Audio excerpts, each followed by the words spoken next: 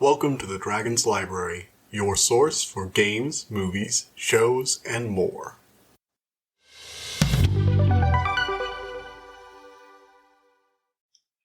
Alrighty, hello everybody, welcome back to the Dragon's Library. Well, I got another thing while I'm going through the Wheel of Time series. I finally finished the book, so I'll be watching the series soon. I don't want to binge it all in one night, though I hear it's pretty good. And I've got some things to say about that, so don't worry, that review's coming up soon. For those of you who don't know, just a little update. I have started streaming on Twitch. You can find a link in the show notes or description, depending on if you're on YouTube or not. If you're on YouTube, please subscribe. And currently I'm streaming a Nuzlocke of Pokemon Brilliant Diamond. I've got my friend Frederick to be there for the last one. Unfortunately, I forgot to record that one, so that stream is basically just lost the ether. But episode 2 will be out soon, and I will be recording that one. If you miss it, you can just watch it on YouTube. Frederick's fun. He's gonna have a lot of fun stuff to talk about with me, so that's gonna be interesting. And you guys can see me fall apart. For those of you who, I know no one aside from me and him were there for the last stream, but, and that one's gone forever, so I'll just let you guys know, I lost Chimchar to the first trainer, because I forgot to go to the Pokemon Center, so if you guys are looking for a fun, Nuzlocke to watch, I've already lost my starter, and, I beat Rourke's gym, so get ready for a starterless Nuzlocke. That's happening. Anyway, that's basically all the updates for now. Let's go ahead and move on to the review.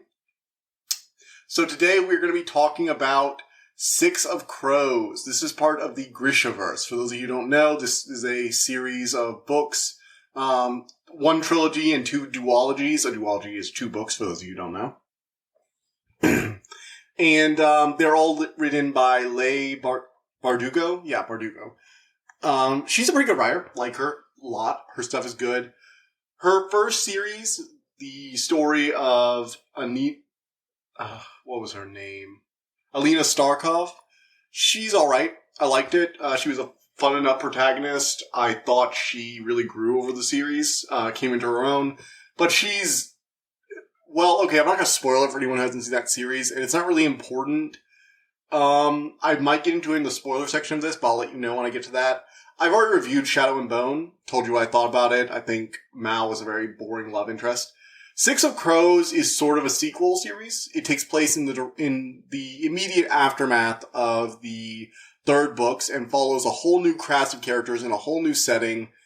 It's a lot of fun. I think this might actually be some of her best work. This and the sequel to it, Crooked Kingdoms, which I will be reviewing in the future, is easily 2 of my favorite pieces of fantasy that I've read in recent years. Maybe one of my favorites of all time. And it really comes down to just the characters and the setting. She took this already, so basically the Grishaverse is really cool because it's set... Alright, sorry, I'm getting ahead of myself. So we're going to be reviewing this book today. If you haven't seen the previous stuff, don't worry, you can catch up on the Shadow and Bone review I did for both the TV show and the book. But it's really not necessary. If you don't want any spoilers, you can just kind of pause this and catch up on the books. They're great, all of them. I haven't read the other duology yet, but I'll probably get around to it eventually. I know that Shadow and Bone is a good series. I know the original Shadow and Bone series is really good. This is just her improving on every aspect of it. Anyway, all those warnings out of the way, let's move on to the review proper. So, for those of you who don't know, this is a whole new series to you, Six of Crows, because you can actually, and let me make this clear, you can read Six of Crows without reading the original Grishaverse series. You will get minor spoilers for the ending, but quite frankly, you don't need to have read it. It is completely separated plot-wise. Now, there is some fallout from there, but it's easily just the same, hey, this is the world, we're setting up natural conflicts of nations thing. The last book's ending changed the balance of power, but it's still just another balance of power in a fantasy world, so you don't need the previous series to really understand what's going on here. It helps, it gives you lots of context, but it's not needed. Which I actually really appreciate, because a lot of times series like this will get really caught up in making sure that you have to read all the other books. But the reason that I say there's a trilogy and 2 duologies is because you really apparently can just read these books separate. You don't need to have read the rest of the franchise, you can just read one series. Which is really good, I like that a lot. You need to state that outright. Something Leigh Bardugo is really good at. I've actually been meaning to get into some of her other books, so she's written some more stuff recently. I've been seeing it at the shelves at Barnes & Noble where I work, so really interested in checking that out. She's one of the authors I keep an eye on now with Naomi Novik. So, you know. Anyway, for those of you who don't know, this world is basically on the cusp of industrial revolution. Think of it like Eastern Europe during the era right before World War I, where technology has finally given, you know, the average soldier like a gun that can actually hit things regularly, so warfare is going to become really costly soon. But nobody's quite aware of how bad it's about to get. So, you know, firearms are just becoming more prevalent and readily available. But meanwhile, there's another power in this world that's been clinging along to power called the Grisha. And Grisha are essentially mages. There are three major types. There are the Etherealkai, who control, like, elemental powers. There's the Heartrenders, who can, Corporalkai, or the Heartrenders, who can, you know, Heartrenders and healers. They basically control the flesh. And then you have the Materialkai, who control, like, minerals and stuff like that, and they're often, like, pseudo-alchemist. Grisha are born with these abilities. There are also rare types of Grisha, like the Darklings, who can control a weird form of dark shadow, like dark matter. Like, it's really heavy and dark and dangerous. They create this evil thing called the Shadowfold, and the recent Sun Summoner, another one of the rare ones, appeared. That was the protagonist of the last series, and she destroyed the fold and reset everything, but she kind of, sort of, disappeared / died. I'm not going to spoil it for anyone who doesn't know. Anyway. So, there are mages in this world, but the mages are slowly becoming less and less prevalent. One of the big things from the previous series I'm going to bring up here is that an old soldier in one of the armies said, they used to say a Grisha was worth 100 of us. Then the firearms came and they were worth 50. Then the automatic fire came and they were worth 10. How long before they're not worth any more than we are? Which is interesting. It's interesting seeing as technology slowly supersedes those with magical gifts. In addition, Grisha are heavily, they're a very touchy subject in this world. So, each country has its own reactions to Grisha. There are the Shu, who are kind of like the Chinese, stand-ins. They focus on capturing Grisha for experimentation because they want to know how their powers work so everyone can use their powers, but they're not exactly friendly to Grisha. They see them as lab rats at best. Definitely as less than human. You have the, Fjordans. They're like the far northern, I guess they're sort of Russian-ish, but this whole thing has a kind of Eastern Slavic vibe to it, so, they're holed up in like the frozen north and they send out witch hunters to other places. They burn Grisha at the stakes. They consider them unnatural, heretics, that kind of thing. Then you have the company of, Then you have the country, of Ravka. It's basically the country that Grisha are seen as honorable warriors. You know, children are tested from a young age at all places. And when they're discovered, they're taken away to the little palace to be trained and taught how to use their abilities. After the last civil war they just went through, which was the last books, Grisha are no longer forcibly conscripted anymore. You know, they were always given like high privilege, but that was because they were expected to serve in the Second Army. But they're still very revered over in that country. And a lot of the military leaders are Grisha. It's one of the only safe havens, and they often send refugee missions out to save Grisha from other lands. Then you have the Ketterdam, which is kind of a neutral territory. Ketterdam, it doesn't really worship Grisha. It also doesn't hate them. They are seen as having the same rights as other people to a certain extent. Although they're often prized as servants and indentured servitudes, you know, where you sell your servitude for a few years in exchange for a decent amount of money later on in life. And a lot of Robkins fled there after their civil war. So we actually have a few that are, you know, indentured servitude or working for other people in Ketterdam under not great contracts because they don't really have another place to go, and they were fleeing, the various factions from that civil war. Ketterdam is basically like the Venice. There's, you know, massive island nation, lots of waterways, trading and ports run their trade. You know, that's how their economy works. Very capitalist in nature. They have a Grisha group called the Tidekeepers, who are like all water elementals essentially, who guard Ketterdam's seas and allow them to have free trade and make sure, you know, essentially they have people controlling the tides. So their ocean-based trade is always moving, always going. All in all, it's very, very effective. I like it a lot. And and what I really like about this book is it really understands inciting incidents. That's one thing that I've always thought is good for a story. Because a lot of stories just have the characters kind of run into the plot. Leigh Bardugo actually understands what it means to have a good inciting incident. So the inciting incident in this, and this is all in the prologue section, so you're going to you get all this really quickly, so I'm not really spoiling anything. There's this new substance that was created by a shoe scientist called Judah Parem. Parem is sort of like a tobacco powder that helps you focus. It's sort of like tobacco crossed with caffeine, essentially. But he found that while trying to discover a way to suppress Grisha power so they can hide in countries that aren't friendly to them, he discovered a way to increase them. Not power-wise. Grisha's powers are pretty set in stone. They can find magical creatures and hunt them and kill them and take their bones to basically gain amplifiers to make their powers more powerful, and there are some Grisha who are like living amplifiers, but that's usually the only way for Grisha to increase their power. This doesn't increase their power, it increases like their abilities' range. Their control, essentially. So, the way a inferior alchemy works is he is like a fire elemental, so they create flammable gas and then create a spark using like a flint and steel they hide in their cloaks to give the impression of firing off blasts of fire. Wind elementals will like control the air pressure. Water elementals can control the states of matter of water, specifically. They're attuned to certain areas. Now, there have been Grisha that have implied that although Grisha is born with a natural proclivity towards something, they can learn other techniques, but these disciplines are pretty set in stone. Like, these are the disciplines of Grisha, You can't really break them. Judah Parem lets you break them. In a sense. It doesn't give Grisha access to other abilities, but it makes their own affinity or ability really, really potent. So you get the water elementals can not only control the state of water, but they control the phase of matter of their bodies or walls, allowing them to phase right through stuff like a ghost. You can get air elementals who can control the pressure on their own bodies in order to fly. Fire elementals being able to control all sorts of things like poison gas is implied. We don't actually see a fire elemental in this one, I believe. Heartmenders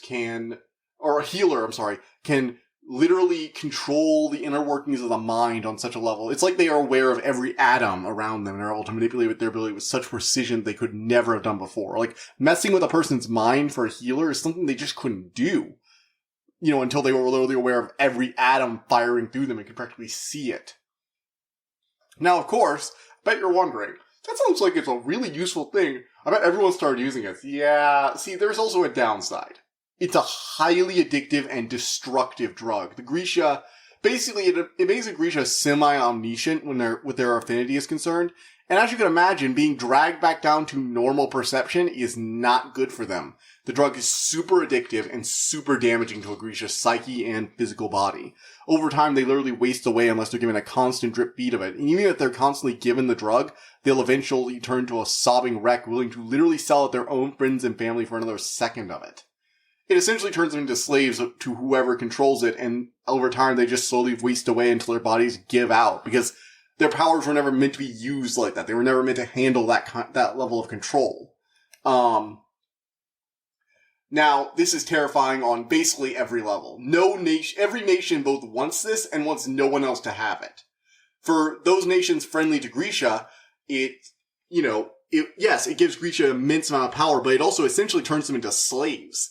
They're so mentally damaged by it, they're willing to sell out their own friends and family, attack their former comrades just for another taste. Meanwhile, other nations fear what the Grisha could do with this. They were willing to sacrifice a few of their own. I mean, we see later on that a single Heartrender could basically stop an entire army if they felt like it. Like, this is god-level power, essentially. It's basically the nuclear weapon of their world right now.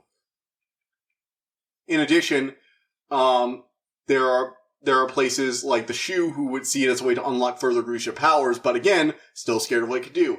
And then you have places like Ketterdam, the neutral places, who realized that if this drug got out, eventually everyone would get it, and it would cause untold chaos. And guess what chaos is bad for? That's right, the economy. Because Ketterdam is capitalism personified. Like, literally, the god that is most worshipped there is literally the god of capitalism, and breaking contracts is seen as, like, a religious sin. So yeah, as you can imagine, they're very scared of the idea of someone unleashing this on the world. Now, the shoe scientist was kidnapped by Fjorda, and, well, they basically just want the shoe scientist captured. They were apparently trying to bring him over to Ketterdam, give him sanctuary and protect him so no one would use this and just, cause massive chaos. But Fjorda got to him first. Now, they don't know what he wants from Fjorda wants from him. Maybe they want to kill him. Maybe they want him to make more of it and enslave the Grisha. Who knows? You do find out eventually what their plan is. And their plan is horrifying. Like, you really get the sense that Fjorda is just... damn. Witch trials personified over there. But, and hypocrites, too. Massive hypocrites. But yeah.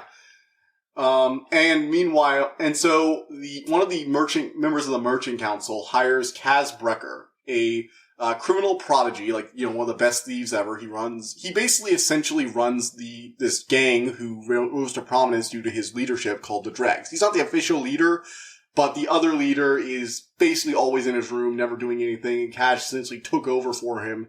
And most people willingly admit the only reason his gang is doing as well as it is and has as much control and power is because of Kaz. He's known as Dirty Hands, the guy who's willing to do anything at all for the job. He has a, best friend who's a sharpshooter, can't walk away from a wager. You got this Grisha runaway, a heartmender. You have a explosive expert who seems oddly naive, yet Kaz seems to want to protect him. You get a spy known as the Wraith, who used to work in this, brothel area. She was stolen from her family. Kaz set her free, and now she's serving out as his, Wraith until she pays off her contract, but she's, very grateful for her for giving the ability to pay it off, instead of essentially being a slave. And then you have, a Fjorda, who originally helped capture the Heartmender girl named, what was her name again? Nina. And there was a big old betrayal thing. He ended up in prison. Now he wants revenge. And he's offered his criminal slate wiped clean so he can return to Fjorda as a proud member of their witch hunters.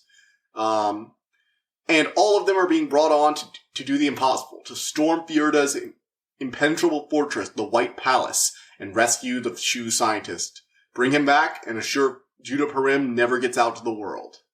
That's the book. That's literally the book. It is a magic steampunk heist movie as a book, and it is beautiful. I'm sorry. I had to spend all that time describing it. You learn basically all of this in the first few sections, okay? This is not major spoilers. You're going to learn this in the first few chapters. I didn't even give away any of the actual important details either. But this stuff is amazing. Oh God. This book, every single one of the characters gets this intense backstory. And one of the cool things she does is Leigh Bardugo has the contemporary story take place simultaneously as we learn more about the characters. Like every third chapter, there's going to be a flashback chapter where you get one of the characters going through their past, and you'll get the characters going to their past as it bleeds into their present. And so you slowly learn more about them as you learn more about the job, and watch as this uneasy alliance of team learns to trust each other and break in. They all realize they have a stake in this. Honestly, Matthias, he's the Fjorda soldier, has one of the best arcs. He goes from absolutely hating Nina for, yes, what was a really, really horrible betrayal that she did to him way back when. But she's spent her whole time, instead of going back to Ravka, she's actually felt guilty about it ever since she did it, and regrets her actions, been spending all this time trying to figure out a way to get her out. And the only reason she agreed to help Kaz is to go back to Ravka and free, the Fjorda soldier so she can go back.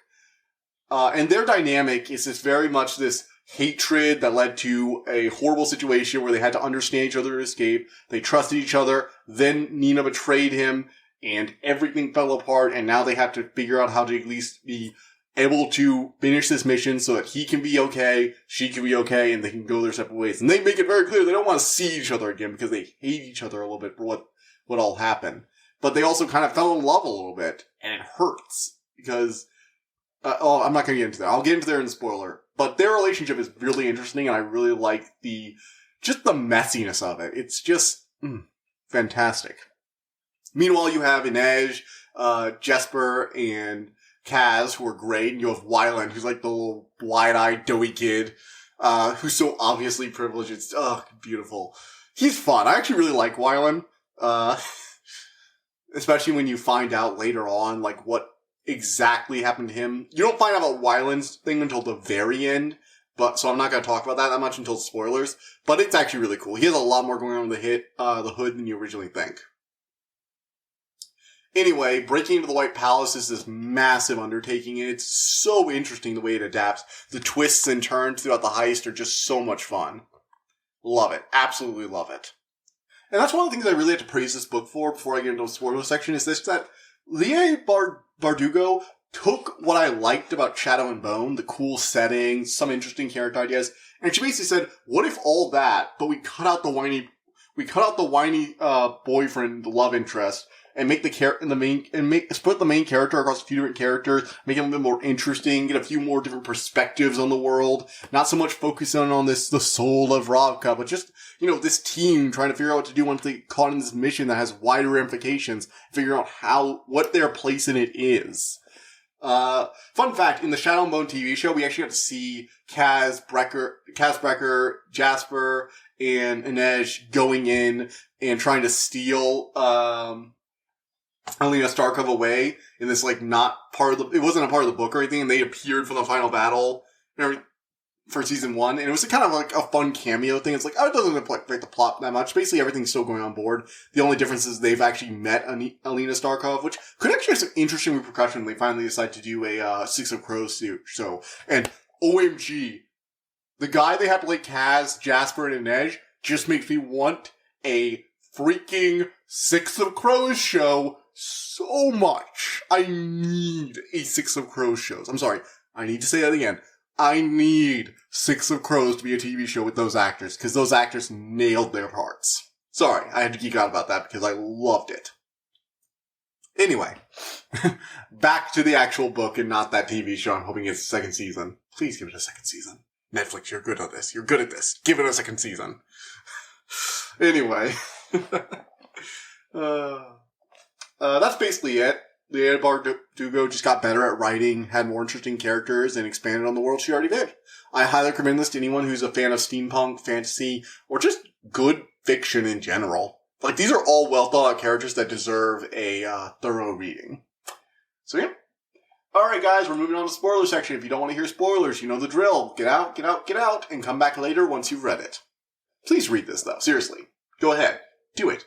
You know you want to. Alright, moving on. We're going to talk about some spoilery stuff. So I guess I should start first with the leader of the gang, Kaz. I kind of want to get into his character a bit before I go into the main plot, because I just think Kaz is an interesting character. So he comes off across as, this really ruthless street rat who's always plotting, but he seems to have this real hatred for this other gang leader. And you don't learn the full story of it, but it's very clear from an early age. So he did something horrible to Kaz when he was a kid. No one recognizes him. He kind of vanished into the streets, and when he emerged, everybody just assumes he had always grown up there. They're even calling him the guy that just popped into being one day, born of the gutter of their town, He's really ruthless, always wears gloves, walks with a bit of a limp from an old job, and is deathly afraid of anyone touching his skin. And when you learn his backstory, yeah, that makes sense. So essentially, Kaz came to this town with his brother. Their parents died and they sold the farm so they could come in and invest and get into the merchant trade. They had managed to amass a decent amount of money, and his brother had started working at various jobs trying to get connections, but he got frustrated. But then this older investor saw an interest in him and invited him over to this coffee shop, let him play with it. He let Kaz play with his daughter, the wife gave them, and he kind of took him in and taught them some things. And, eventually, after some prodding, even gave him a chance when he saw a fire in him. He helped him invest in something. He was like, I'm very sure this stock is going to go up soon. I have some inside information. So invest here very carefully. And you just sign these contracts. So don't worry. We never go back on a bargain. And of course, it was a scam. This guy was basically a gang leader. This whole setup was fake. The runner that drew them in, the wife was just a paid actress. The girl was just someone they were basically had it in for a show. It was all a trap. And it leaves the two of them desperate and broke just as a plague outbreak goes on in the city. His brother's infected, they have no money to pay for it, and when the people come in to take them, they think Kaz is dead and infected too because he got sick. But he didn't. He recovered, only to wake up and find himself on a barge full of dead, sick corpses and then pushed out to sea. And as he swims back, he has to hold on to his brother's corpse as he swims back to shore, washing up on there. And the whole description of it is just brutal. And whenever he talks about it, he literally can't stop himself from his skin just itches on how unclean everything around him was. It's like, okay, yeah, I can see why he could never stand to ever have anyone touch his skin ever again. That experience was horrific. And also beautiful, really. Good job, Bardugo. Good job. Really captured the horror of being trapped on a plague barge. I mean, completely scammed, ripped off, having your only family stripped away from you and everything that you looked up for taken by one of the few people you thought you could trust. Just beautiful. Oh. So Kaz is interesting. Inej, kidnapped, forced to work in a brothel. Eventually Kaz saved her because she saw something. He saw that she could be more than this, and he gave her a chance to really become, his wraith, his assassin. Not his assassin, really, his spy of sorts, although she does kill for him sometimes. You have Jesper, who's this amazing sharpshooter who's constantly in debt, so Kaz has him that way. But it turns out Jesper is actually a fabricator, they're basically Grisha who can manipulate physical raw materials like metals and stuff. But he keeps it hidden because, Grisha constantly getting kidnapped, burnt at the strakes of witches, captured and tortured for experiments, or just sold into slavery as very useful laborers. Doesn't make one inclined to show people that you're a Grisha, especially since his mother apparently gave too much of herself because she was a healer or something. And, he had this whole thing of his father constantly trying to suppress it. He eventually grows into his power. He doesn't want to become like a professional Grisha. He still enjoys being a sharpshooter. He finds something he's good at. But in the end, he no longer wants to hide that he is a Grisha. There's probably a lot of metaphor you can dig into right there about identity and hidden parts of ourselves. Definitely a lot you can dig into. And then you have the most interesting pair, in my opinion. You have Nina and Matthias. So Matthias was this witch hunter, and he worked under one of the big, bad witch hunter guys, one of their head generals. They captured a bunch of Grisha, and one of them, Nina, had been kidnapped while trying to spy for and find people while working with the other Grisha to rebuild and, find those they need to protect. On one of their scouting missions, she was kidnapped and brought out to sea. She was being dragged back with a bunch of other Grisha on the ship. Matthias showed her a bit of kindness because she didn't act at all like what the other Grisha thought. She managed to get loose when the ship capsized, and so her and Matthias were left adrift. They assumed everyone else died. Turns out the general survived, but that's not really important. He thought they were dead. Him and Nina were trapped, stranded, and even when they got to shore, they had no idea where they were, so they had to work together because they literally didn't have the ability to survive on their own. Matthias was stronger and able to hunt. Nina was capable of keeping them alive in the cold because her heart render abilities gave her the ability to increase their body heat. So they basically needed each other to live, but they hated each other. And over time, they slowly learned to trust each other in a way that they just had to in order to survive. And over time, they even learned to love each other a little bit. Which, both of them find horrifying to a certain extent, because he's probably killed dozens of my kind, and she's a witch and abomination against my god, that kind of thing. Which, was an interesting dynamic. And then it gets even more complicated, because they get to this port city, they get to Caradam, and Matthias was actually willing to give everything up to let Nina go home, and it turns out Nina was scared and wasn't sure what was going to happen now. And so she decided to betray him. She called him a slaver, testified, and he was sent to Hellgate, which is this, Azkaban-style prison. Really horrible place. And of course, once she realized what she had done, she felt awful and has been working all this time trying to earn enough money to get Matthias out of the prison. She's actually been working for Kaz, trying to earn enough favor so he can spring Matthias Helvar out of prison. Now, eventually, she decides to spring him out of prison because he needs him for a job. Kaz is practical, and Nina was very valuable, obviously. Kaz isn't exactly a good person, but he's not a bad person either. He does care for his team to a certain extent. And obviously, Matthias has super horrible feelings about trying to break into his own home's most fortified village in order to, break out a prisoner capable of giving Grisha this kind of power. But he also eventually recognizes that it's probably for the best that this guy disappears forever. This is a power that should never have been unlocked. He eventually gives Kaz his word, even though he doesn't want to, because the only way he'll be able to go home and at least warn everybody of what's going on. He will have to get the shoe out, but he will warn them. He will accept punishment, because he's one of those, my word is my bind kind of guy. So, obviously, if he makes the promise, he's going to stand by it. But he cannot stand Nina and hates her, really hates her, because he basically broke all of his morals and restraints and basically did everything all his entire life he'd been told not to by trusting and even helping a Grisha. And then she had literally that second turned around and stabbed him in the back, just like everyone had always told him they would do. So, major damage there.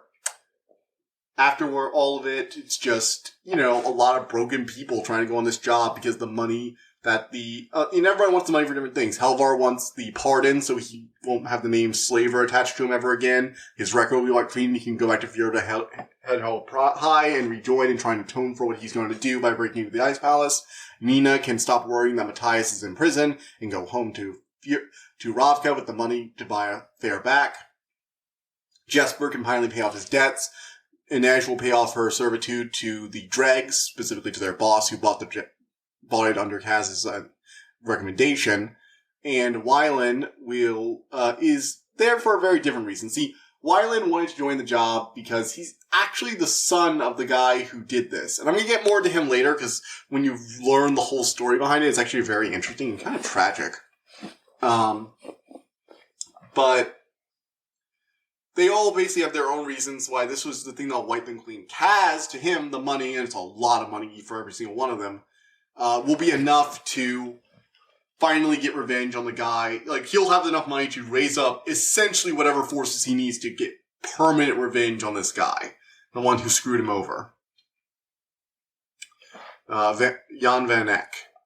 So, good idea. It's all this whole, so basically the whole thing is we all get what we want and we stop essentially World War I of this world from happening. Sounds like a good deal. And it is. They go to the ice court. Turns out that the Fjorda have been kidnapping and experimenting on Grisha with Judah Parim, which, makes them into essentially slaves. And when they get to the ice court, it turns out the place is apparently made out of Grisha materials, like fabricator-made metals and stuff, and they start contemplating on what was Fjorda's history with Grisha, because a lot of this stuff seems like it was made by them. It's a little weird if because this ice castle's been a lot longer than Judah Parim, so they haven't had a way to enslave Grisha that long. But this place has been made by them, and there's all these weird hints. There's a history to this place. You can really feel it. And a part of me just wants Leigh Bardugo to dive into the history of the ice court. There's something there, and I really want to know what it is. But anyway.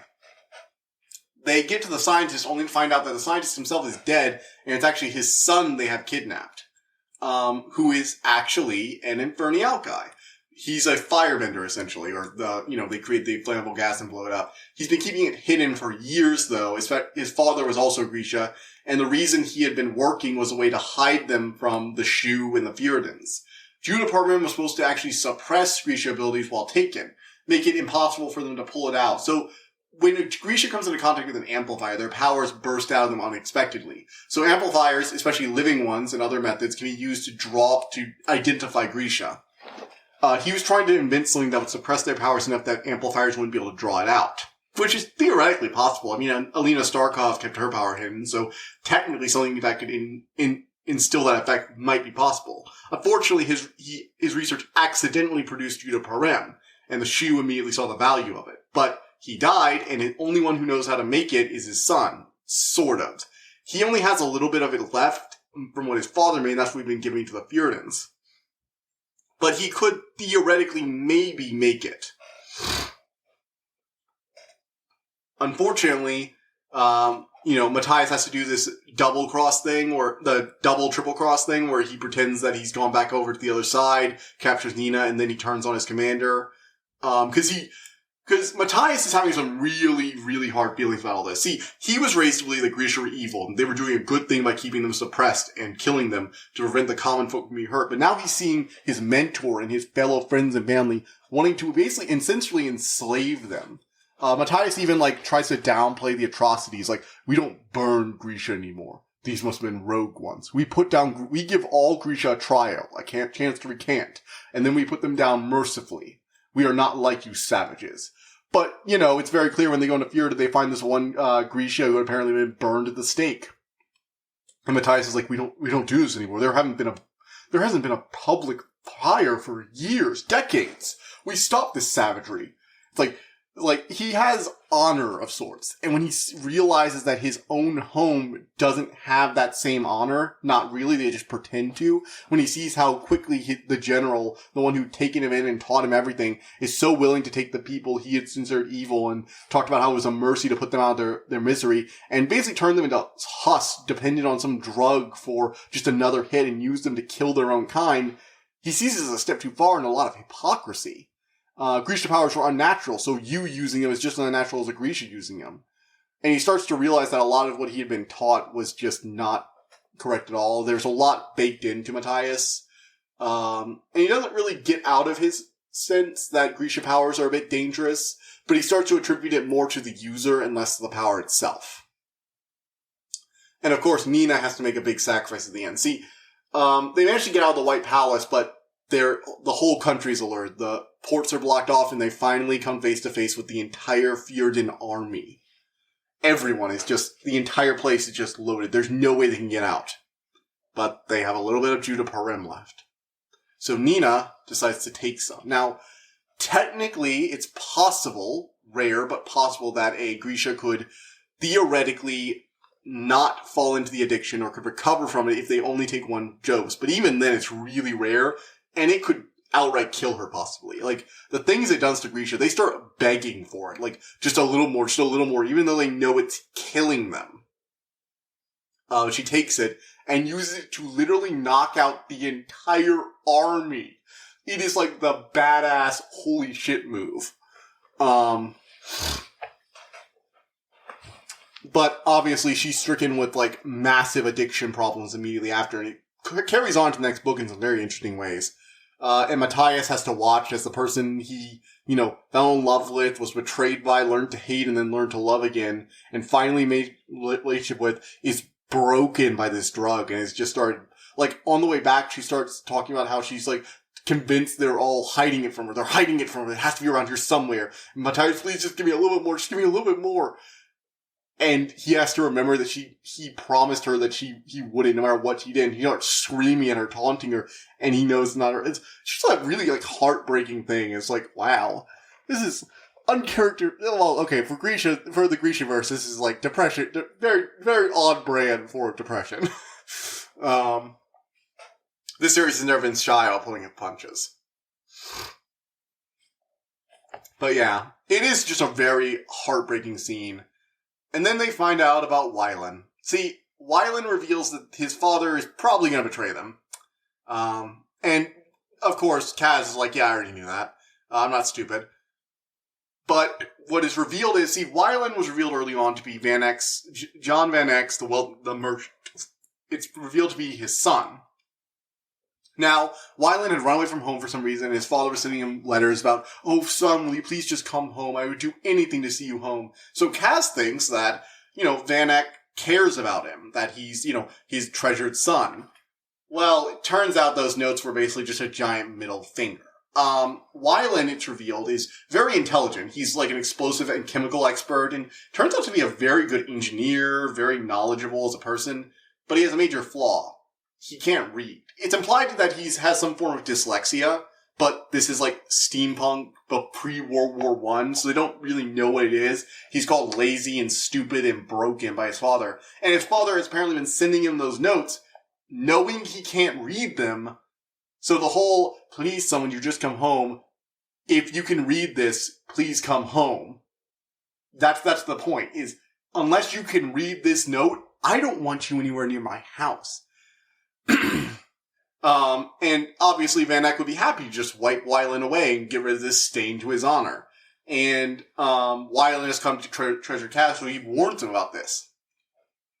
Obviously, Van Eyck double-crosses them. Turns out he was working on his own and has been buying up Judah farms. It's the plant that Judah Param is made from.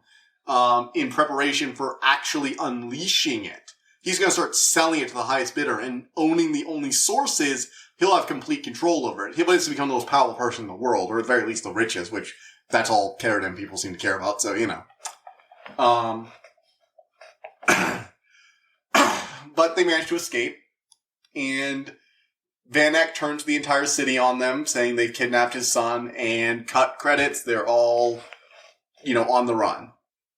Meanwhile, everyone is going nuts. The White Palace has been infiltrated. The Shu found out that their Judah Param may not be as gone as they assumed.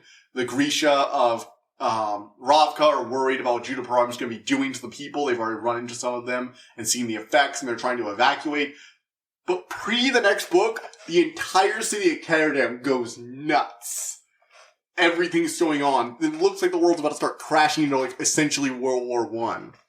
And that's the state this book leaves us off on. The next book, will carry on. I'll talk about that when I review it. Don't get me wrong. Crooked Kingdoms, really good book. I actually like it almost as much as this one. It's kind of a tie for me, because they're just the same story. I can't really rate these two. You have to read them together. You just have to. You have to read this book, period. All the characters are well thought out. All of them are great. Inej is probably the least complicated, but she still has a lot more going on in the hood than you would think from just the Wraith. She really just wants to find her family again. She's so simple in that regard, but she's done some horrible things in order to get there, and she doesn't, shy away from that. She comes off as the most caring, always, she names all her knights off the saints, including Sainta Alina, because Alina Starkov became, the newest saint with her martyrdom and everything. So that's really interesting, which is one of the reasons I'm really interested to see how her character develops after having met Alina Starkov, pre-Six of Crows. That's going to be a really interesting thing if they want to play around with their development. That'd be a really cool way to do it. As it stands, though, all the characters are really well thought out. The situation is this massive political intrigue combined with this heist about this very valuable resource with twists and turns and surprises. Fantastic. One of the best books I've read. Especially young adult fiction. Young adult fantasy books, this is just top tier. Beats out Hunger Games every time. I'm sorry, there are going to be some people that will be like, beats Hunger Games? Yes, this beats Hunger Games. This beats Hunger Games 100%. Oh, this is amazing. Six of Crows is one of the best fantasy books I've ever had the pleasure of reading. Outright. Yeah, I'd rank it up there with, the Scholomance series by Naomi Novik in her Uprooted series. I'd rank it up there with what else? A Natural History of Dragons. There's some really good stuff here. And you should read this book. Even if you don't want to read Shadow and Boner. If you read Shadow and Boner and I don't really like these characters, don't worry. Six of Crows has got you. But, so that's all we've got time for today. Please, guys, check out the stream. Go check out the YouTube channel. I could really use some support over there. Make sure, if you want to subscribe that would be amazing. It would really help out this channel. I'm going to be trying to get all of my podcast episodes posted up there. I'm going to try and work on some new art backgrounds. I know the art backgrounds don't look great right now, but I'm working on it. I'm practicing. So see how those go. Check out the stream. It's going to be every Saturday at 10 o'clock right now. If that changes, you should see it on schedule. I'm going to be updating Twitch, so look out for that in the future. Thank you guys so much for listening to this, and see you guys next time. Bye. I hope you enjoyed listening to this episode, and thank you for listening to the Dragon's Library. Please subscribe to this podcast to be notified of new episodes. The Dragon's Library releases new episodes Tuesday and Friday each week, and you can follow us on Twitter at dragon_library2. If you want to suggest an episode topic, my email is in the description below. And as always, thank you so much for all your support.